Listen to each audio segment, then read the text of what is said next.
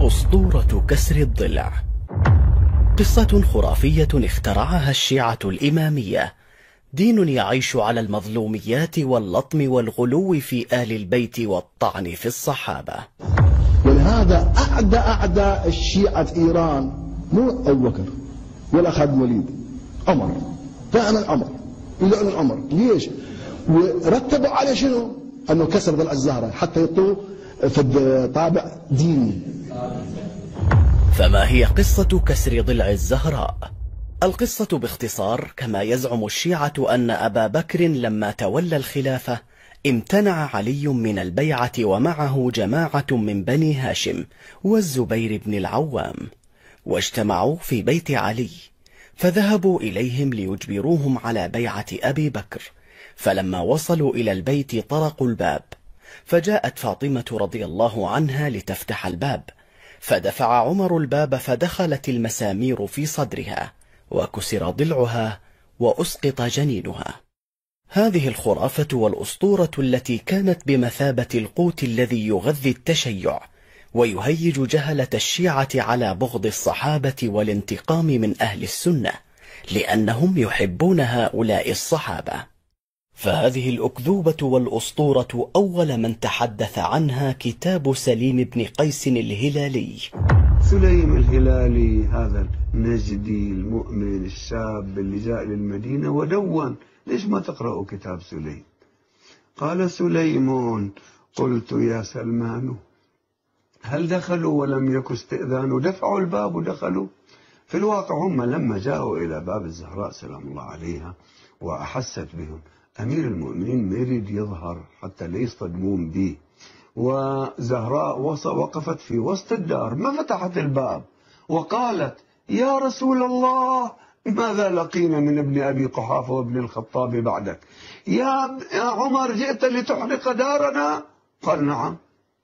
هكذا كان. دفعوا الباب هم، هي جاءت لاذت وراء الباب. قال سليم: قلت يا سلمان هل دخلوا ولم يكن استئذان؟ قال: بلى وعزة الجبار وما على الزهراء من خمار، وفاطم لاذت لكنها لاذت وراء الباب رعاية للستر والحجاب، ومذ رأوها عصروها عصرة كادت بنفسي أن تموت حسرة. هذا المهاجم الذي هاجم الدار وانتهك حرمة رسول الله صلى الله عليه وآله، شنو شخصيته؟ ما هي نفسيته؟ إذا اكتشفت من خلال الحقائق التاريخية أن هذا الرجل رجل فظ غليظ، المرأة الحامل عندما تراه تسقط حملها هالشكل. ورتبوا عليه شنو؟ أنه كسر ضلع الزهرة حتى يطوه في طابع ديني. لا يزالون يذكرون الزهراء عليها السلام بالجانب المأساوي. شخص قال شفتها وشفت محزنها. من شك، مجرد شك بسيط يتسرب إلى قلبك، من شك في ظلمهم إياي فقد كفر. اللي يعجبه يكفر بالله ومحمد وآل محمد، خليه يعلن يقول أنا القضية ما مقتنع بها، مظلومية الزهراء. أما متن الرواية وسياقها فإنه يتناقض مع نفسه ومع الحقائق والروايات المتفق عليها. فقد جاء في كتاب الاختصاص للمفيد أن أسطورة كسر الضلع لم تكن في البيت، وإنما كانت في وسط الطريق عند عودتها من منزل أبي بكر. الاختصاص الصفحة 83 و100 إلى الصفحة 85 و100. ثم كيف تقوم فاطمة بفتح الباب لأبي بكر وعمر وفي البيت علي وبنو هاشم وغيرهم؟ ولماذا لم يدافع علي حيدر أسد الله عن زوجته بنت النبي صلى الله عليه وسلم؟ أحب أن تفكروا معي،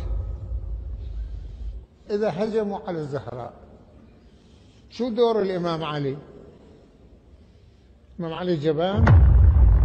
وأيضا فإن الرواية تقول بأن إسقاط المحسن وموت فاطمة رضي الله عنها قد حدث إثر هجوم أعوان الخليفة الأول في الأيام الأولى التي تلت رحيل النبي صلى الله عليه وسلم، ثم بعدها لم تخرج فاطمة من بيتها حتى ماتت. تقول الرواية: فلم تزل صاحبة فراش حتى ماتت صلى الله عليها من ذلك شهيدة. كتاب سليم بن قيس، المؤلف الأنصاري محمد باقر، الجزء الأول، الصفحة 53 و100.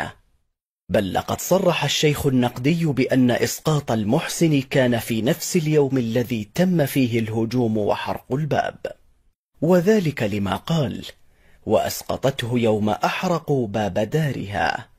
الأنوار العلوية، الشيخ جعفر النقدي، الصفحة 33 و400. في حين جاء في رواية شيخهم المفيد في كتاب الاختصاص، الصفحة 84 و100، أن السيدة فاطمة قد حاجت أبا بكر والآخرين مرارا من أجل استعادة فدك، واختلفت إلى دور الأنصار هي وزوجها والحسن والحسين مدة 40 يوما بعد رحيل رسول الله صلى الله عليه وسلم، وكانت خلال هذه المدة سالمة، وأن إسقاط المحسن قد حصل بعد أخذها الحجة على امتلاكها فدكا من أبي بكر، وإثر رفس عمر لها بعد ذلك كما زعموا. ومن البديهي أنه إذا كان إسقاط المحسن قد حدث بفعل كسر الضلع وضغط الباب، لما كان باستطاعتها الخروج من منزلها والتردد على أبي بكر وبيوت الأنصار والمهاجرين. والأهم من ذلك هو أن الجنين الواحد ليس بإمكانه السقوط أكثر من مرة. يروني يقول أنا ما قعدني عن ذلك الجبن، أنتوا هي اصحوا شوفوا شنو القضية. أنا أخو علي بن أبي طالب، ما تعرفوني؟ أنا متى تراجعت عن مواجهة عدو من الأعداء؟ إنما كل ما هنالك أنه ما كان ذلك مسموحا لي شرعا، النبي مقيدني.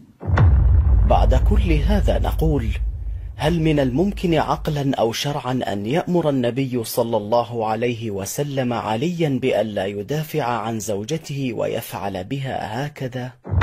شلون تقنعني علي بن أبي طالب قاعد بالدار وهجموا على الزهراء وما قامله؟ هاي شو السلف يا ظل؟ هاي شو تحط له؟ كم مرة نكرر نقول إذا واحد كان موصى من النبي بالصبر ليس له أن يتحرك. أنتوا كلكم متزوجين من متزوجين، إذا فرضنا أنه واحد بده يجي يهجم على زوجتك، بده يقتلها أو بده يعتدي عليها، تقعد تقول لا حول ولا قوة إلا بالله العلي العظيم أو تدافع عنها؟ تصبر وتتحمل إلى أن تلقى ربك، وإحنا ناخذ بحقك يوم القيامة. هذا الأمر لو حدث يكون نقضا لضرورة من الضرورات الخمس التي جاء بها الإسلام ليحافظ عليها، فيكون هذا الفرع مبطلا للأصل، وهذا لا يجوز إجماعا. فمن الناحية الشرعية لا يجوز الأمر بالسكوت عن الأعراض،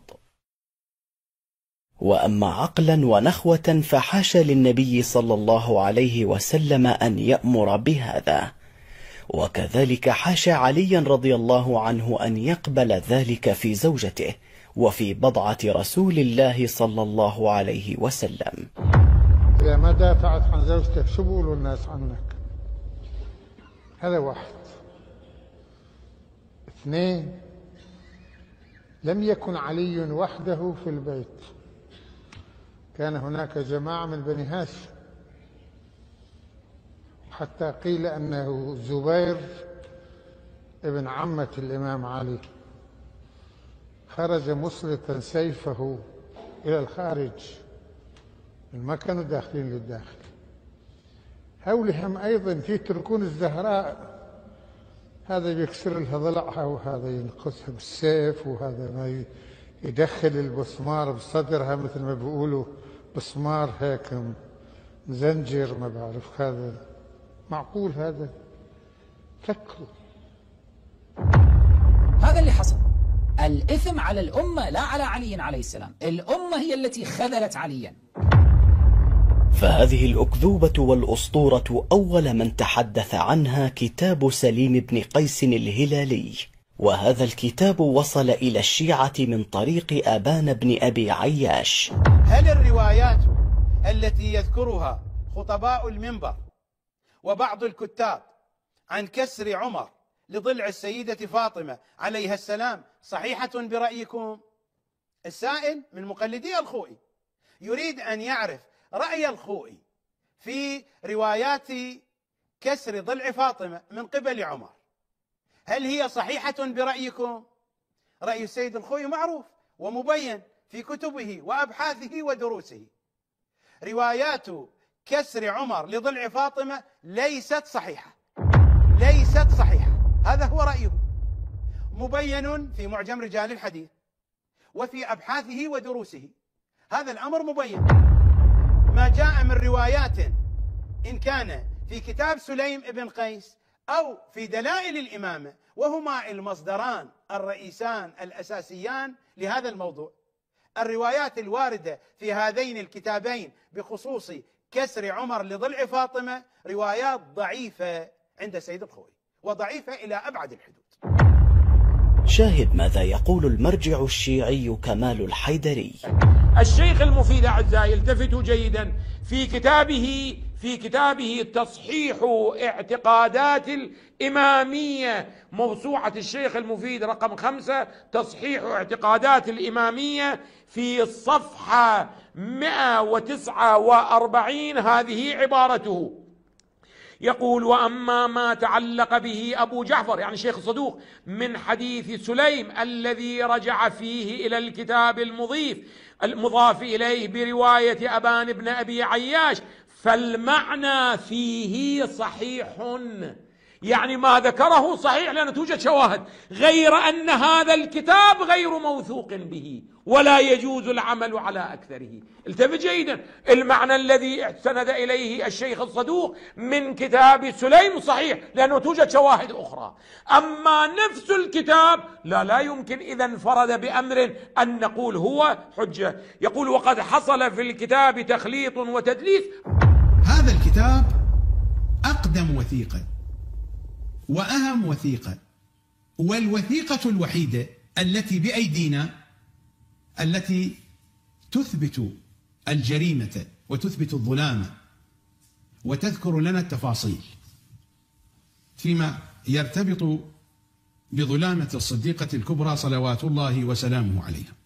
السيد الخوئي من صفحة 226 يتحدث عن سليم بن قيس إلى صفحة 238. خلاصة الكلام ما هي؟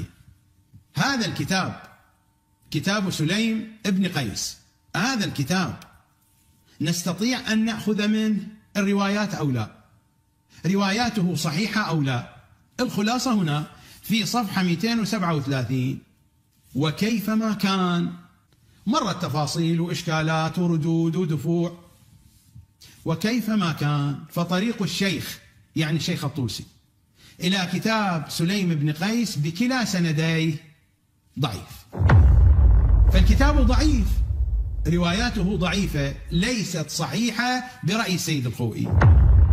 نعم، فهذه رواية ضعيفة الأسانيد مختلفة ومتناقضة المتون. إذن لماذا يرددون تلك الأسطورة مع علم المراجع أنها مكذوبة؟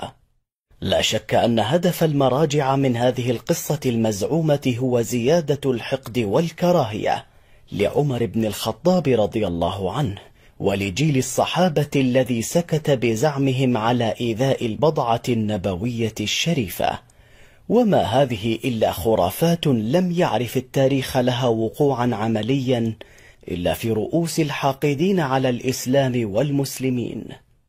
فاحكم بعقلك أيها الشيعي لتعرف أين الحقيقة، ونحن نبرأ إلى الله من تلك الخرافة، ورضي الله عن أصحاب نبينا محمد أجمعين.